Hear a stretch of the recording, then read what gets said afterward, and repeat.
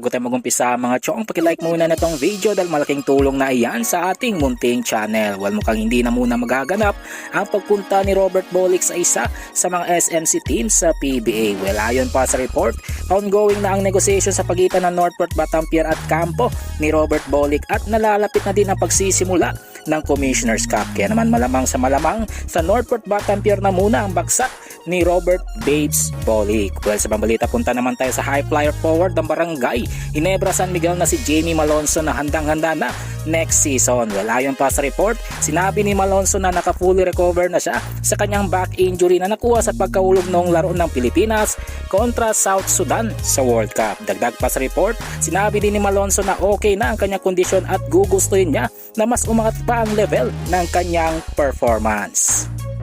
Panguli sa ating balita mga chong, patungkol naman sa controversial ng TNT na si Mikey Williams na ayaw pa rin bumalik ng Pilipinas at maglaro para sa TNT next season. Well, ayon pa sa mga insiders, ang sitwasyon niyon ni Mikey Williams ay nalintulad din sa sitwasyon noon nila Maverick and Missy at Geronteng na humingi ng mataas na sahod na kalaunan ay napunta sa SMC teams na kaya naman ibigay ang request ng nabanggit ng mga players. Kaya duda tuloy ng mga insiders na mapupunta din itong si Mikey Williams sa isa sa mga SMC teams. Well mga chong, nandito na lang ang ating balitang PBA at syempre huwag kalimutan mag-subscribe at i-like itong video bilang pagsuporta. So this is Channel D. Once again, I'm out.